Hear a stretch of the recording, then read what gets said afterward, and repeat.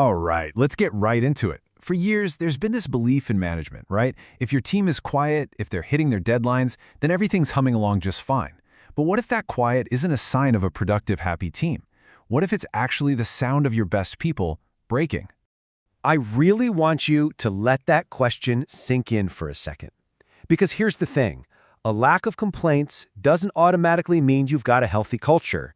A lot of the time, it's actually pointing to a hidden, painful reality that leaders are completely missing. It's this dangerous illusion that everything's okay, when, just under the surface, it's all falling apart. And this slide, wow, it just lays the problem bare. Take a look at this data. It shows this massive gap in perception. You've got 83% of employers who think their company culture is positive, but less than half of their actual employees agree. That huge chasm, that's what we call the workplace gray space. It's where toxicity lives and breathes, and it's where a new, much more dangerous trend is taking root. Look, we're not talking about quiet quitting anymore. That was a conscious choice, a decision people made. What we're seeing now is something way more insidious. It's something that happens to your employees, not by them. And this is it. Quiet cracking. Now, the most important word on this entire slide is involuntary. This isn't an employee deciding to set some healthy boundaries. This is an employee who might even love their job, but they are being systematically broken by the environment they're in. They're not choosing to disengage. They are literally losing the very capacity to function. So let's break this down side by side so it's crystal clear. Quiet quitting, that was intentional, a strategy to get some work-life balance back. Quiet cracking, totally involuntary. It's a desperate scramble for survival. The quitter deliberately scales back their performance. The cracker, on the other hand, keeps up this facade of productivity right up until the moment they completely collapse. And the cause isn't about their personal life. It's about a toxic culture. This quote just nails it, doesn't it? It's that slow, grinding process. It's a system that just keeps squeezing and squeezing, totally oblivious to the fact that it's causing these deep fractures in its most valuable assets, its people. Okay, now I want us to switch gears a little. Let's put on our career coach hat and really dig into what this feels like from the employee's perspective. Because if you're going to stop it, you first have to understand the very real human cost, the internal chaos of someone who is quietly cracking. What's so powerful to understand here is that quiet cracking isn't just about being unhappy at work. No, it's a physiological trauma response. When someone feels trapped in a toxic job, maybe because of bills, maybe a tough job market, their body just shifts into survival mode. It starts absorbing all that stress, all that anxiety. Think about that crying commute home from the office, or the sudden breakdown in the car during a lunch break. That's the body keeping score when the mind has no choice but to keep showing up. And the impact on our brains is, well, it's staggering. Research shows that among employees who are totally burned out, a huge 70% report symptoms of depression. And get this, even more shocking, nearly 30% show symptoms that are consistent with post-traumatic stress disorder, PTSD. This isn't just a case of the Mondays, This is a full-blown mental health crisis that's unfolding inside our companies. And all that strain from that crying commute day after day, it takes a massive cognitive toll. Think about your star performer who suddenly can't seem to remember key details in a meeting, or that creative genius on your team whose amazing ideas have just dried up. Their brain's executive function is declining. Their emails and chats become short, transactional. They aren't trying to be difficult. Their brain is literally struggling to operate under this sustained mental attack. So, if the human cause somehow isn't enough to get your attention, let's talk about the bottom line. Let's talk dollars and cents, because this isn't just a people problem. It's a massive financial liability that most companies are completely blind to.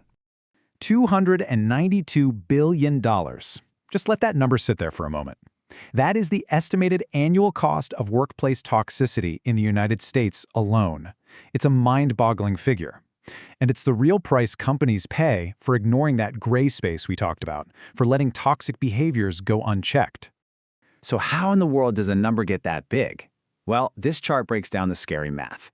The lost productivity from untreated depression alone, that accounts for over 210 billion of it. But the part that really blows my mind is the toxic hire multiplier. To offset the financial damage, the chaos, the turnover, the lost morale, from just one toxic employee, you would need to hire 4 superstars. The math is just brutal, and it's undeniable. So what have companies been doing about this? Well, the typical corporate response has been more surveillance. In an effort to track productivity, they've rolled out all this monitoring software. But instead of fixing anything, it's just created what researchers are calling the 59% standoff, this deep mutual state of distrust between managers and their teams. And this quote just says it all. These surveillance systems don't just fail, they actively make everything worse. They can actually cut output by up to 12% because they create constant anxiety and interruptions, and even worse, employees who are being monitored are 19 percentage points more likely to be planning their escape. Yeah, not a great return on investment. Okay, so surveillance is definitely out. So what actually works? Let's shift into solution mode and open up the manager's first aid kit. This is your practical, actionable guide to spotting the signs and stepping in before a small hairline fracture becomes a complete and total shatter. What is so critical to see here is that we're talking about subtle shifts in behavior, not necessarily a big drop in performance. You know, did your most talkative team members suddenly go radio silent in meetings, camera always off? Are their Slack messages getting shorter, more transactional? Is their work still technically fine, but it just lacks that creative spark it used to have? These are the early warning signs you absolutely cannot afford to ignore. So what do you do when you see those signs? Here is a 5-step tactical plan. First up, visioning. Reconnect the team to why their work matters. Second, prioritization. Be ruthless. Cut that bottom 20% of work that has the lowest impact. It's just noise.